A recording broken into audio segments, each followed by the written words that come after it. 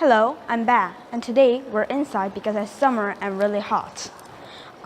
Today we're in the National Museum of Korea. Our race established a country a very long time ago. How long ago do you think? Have a guess. Our country established a country over 5,000 years ago. It is really long ago compared to US, which established a country over 250 years ago, and the France, which established a country about 1,000 years ago. Okay, now people first set foot on the Korean peninsula a very long time ago. The people started to use tools, stone tools, to hunt food because it was their only way to hunt and get food. And at the Paleolithic age, we started to use chipped off stones with another stone to make them more sharper. We made hand axes like this and hunted the animals to get food. And at this time, we lived in caves to find sanctuary, and we started to use fire. Now we'll move on to the Neolithic period. Let's go. As time passed, we started to use grinded and polished stones to make them more sharper and more comfortable to use. And we started to live in pit houses. We started to build houses, and most important, we began agriculture. And we started to live in riverbanks to get water for the agriculture. These are the polished and grind stones. They look more sharper and more comfortable to use than the hand axe you saw before. Then, in 2333 BC, the first nation in our Korean peninsula was established. Let's move on to Gojoseon, the first nation. Gojoseon was the first nation to have been founded in our Korean peninsula. There is a very famous founding myth of Gojoseon. In Korea, there are many founding myths, just like the Greek and Rome, because Korea was founded in a very early age. Let's hear the founding myth. A very long time ago, the Hwanung, the son of heaven, was ruling the people. One day, a bear and a tiger came to him and asked if they can be human. So Hwanung gave them garlic and mugwort to eat for 100 days in a cave. The tiger gave up in a while, but the bear resisted the temptation and became a beautiful woman. She married Hwanung and gave birth to a son. His name is Dangun Wanggeom, and he is the founder of Gojoseon. This myth proves that our ancestors were very high to say that they were the descendants of heaven. And actually, Gojoseon's name isn't Gojoseon. It is called Joseon, but we call it Gojoseon to divide it with another Joseon established later on. We use Go, meaning ancient, in Chinese letters, so it's ancient Joseon. And Gojoseon was based on bronze. You can see here the bronze sword. This is called the bipa bronze sword because it's shaped like an instrument called a bipa. And if you see behind here, you can see another bronze sword, more developed. This is called the Saehyung bronze sword. This bronze sword is also called the Korean bronze sword, because it is only found in the Korean peninsula. And also, at this time, Gojoseon made 8 laws. This is just like the law of Hammurabi, which was made the first in the world. And unfortunately, 5 of the 8 laws are lost, and only 3 is coming down now. First, the one who killed a person shall be sentenced to death. And second, the one who wounded a person shall have to pay grain. And third, the one who stole shall have to be a slave. I think this is very amazing that our ancestors made a social law like this in a very early age, and I am also very proud of them. But soon, Shroud fell on the Gojoseon. Soon, the Han Dynasty of China attacked us. We resisted for a year, but finally split into 2 groups. The group saying that we should keep fighting, and the group saying that we should surrender. Internal conflict.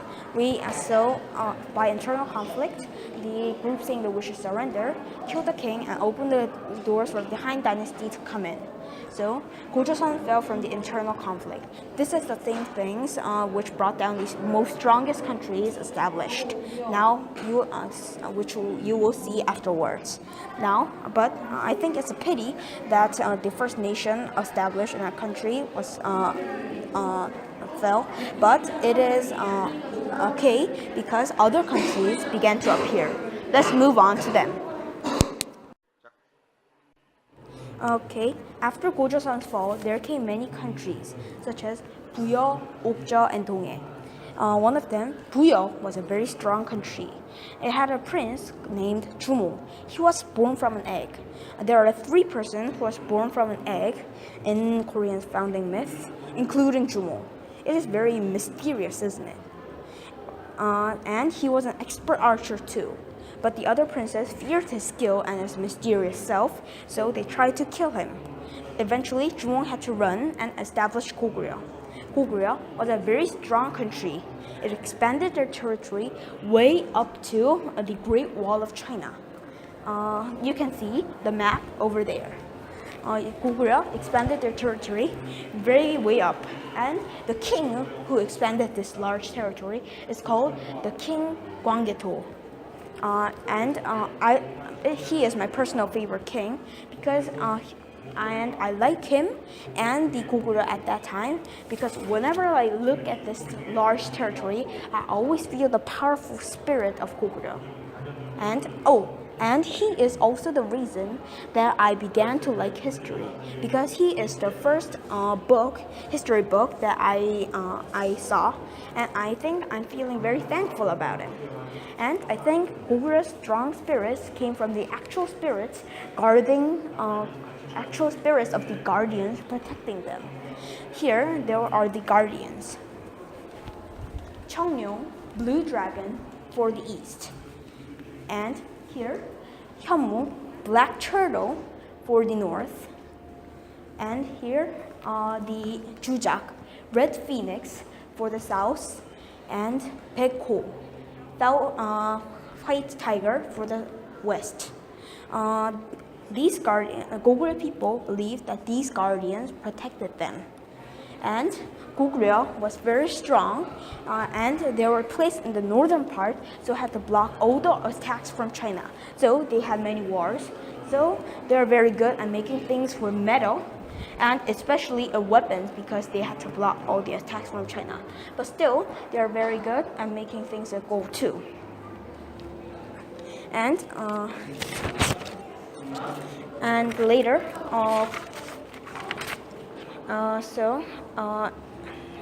actually, Goguryeo differently made a roof tile called sumakse, unlike any other countries, and there are these scary types because to scare away the evil spirits. Goguryeo had very big fights with China's dynasty Su and Dang. They were very powerful enough to unify the whole China. But Goguryeo defeated them well because they were very strong. But during those wars, Goguryeo constantly became weakened. When the youngest one, who had the ultimate power to control Goguryeo, died, his sons fought over his ultimate power. And finally, again, internal conflict. During those internal conflict of the ultimate power sons, Goguryeo could not block the attacks from the north and south. So Goguryeo again fell from internal conflict.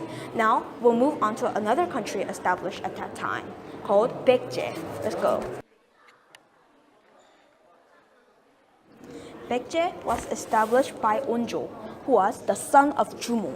How could the son of Jumo, who established Goguryeo, establish another country?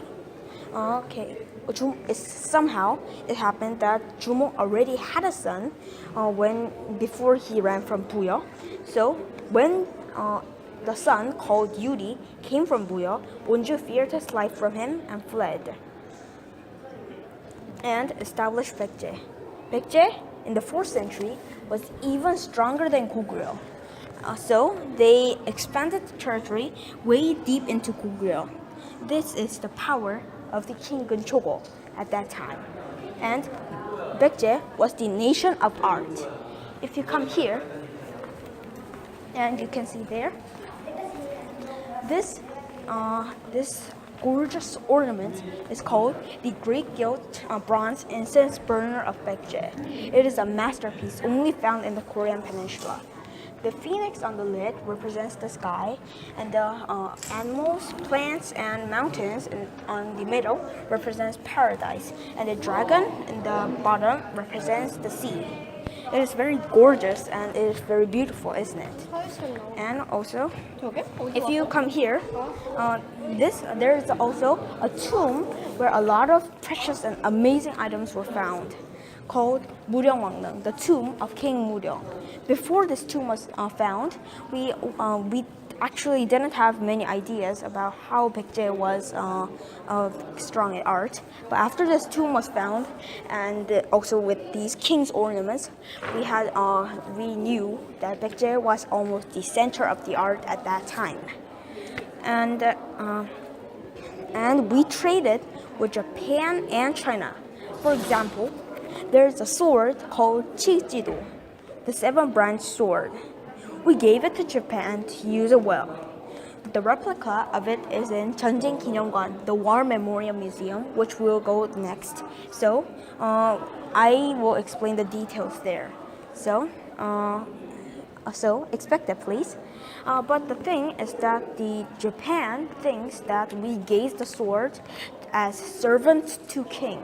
But this is all nonsense, because at that time, Japan developed itself from Baekje, because Baekje got all the things from China and passed it to Japan.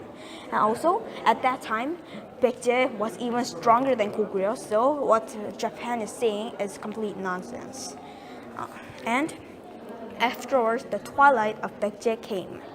The king didn't listen to the other officials' warnings, and became very lazy. So the best general in Baekje, called Gebek, had to fight the oncoming 50,000 Silla warriors with only 5,000 warriors. But he was a skilled general and defeated them 4 times. But still, they were very outnumbered, so in the 5th fight, they were all perished. And Baekje fell like dominoes next to Gebek. Now, we'll move on to another country called Gaya. Let's move on. Gaya was a confederacy of many Gayas, such as Kumgwangaya, Daegaya, Sogara, Aragaya, and so on. And still, it was very small. But Gaya produced very high quality of steel. Oh, wait a minute. Do you remember when I said things about people born from eggs? The first king of Kumgwangaya was also born from an egg. And he is the second one to be mysterious, to born from an egg. And Gaya produced very high quality steel. They made armors and weapons which are more powerful than the other countries. I mean, look at this Gaya warrior. I first thought that this was the strong Goguryeo warrior at first, because he looked very strong and the weapon was so strong too. And if you come over here, you can see the actual armors made at that time. And if you see next here, you can even see armors made from horses. This proves that Gaya was very strong in making steel.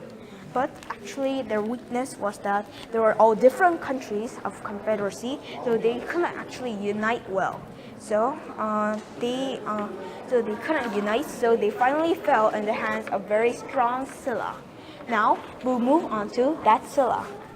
Okay, Silla was established by Pak Gyeokgoje, who was born from an egg. He is the last person, mysterious, to born from an egg. At first, Silla was very weak and small country, so they were always threatened by Goguryeo, Baekje, and even Gaya. But they still had they were very skilled at making ornaments with metal, like this crown. This crown is the Silla crown, and 6 of the 8 crowns in Silla found in Korea was found in Silla. And if you come here, there are other ornaments made by Silla as well, such as these hat ornaments. These items were placed on top of the hats to make them look more shiny and more important. And also, this is also another hat ornament too. And now, we'll move on to the actual golden age of Silla. Let's move on. Okay, here, this is in the 6th century, Silla grew really strong. Silla expanded the territory way on top of Goguryeo, and expanded their territory was very large at that time. And the king who made this large territory was called King Jinung. He also made this monument over here to honor the large territory of Silla at that time. And King Jinung also made a group of elite young men, the sons of noblemen, called Hwarangdo. It became the base of the Silla, unifying the whole kingdoms. And if there is a king, there was also a queen in Silla, unlike Baekje and Goguryeo and all the other countries. Because the reason that there was a queen, that in Silla there is a part of a nobleman that has to be a king. But in that group of noblemen, there were no more men left, so they put a woman to make a queen. But now we will move on to the story how Silla unified the three kingdoms. Let's go.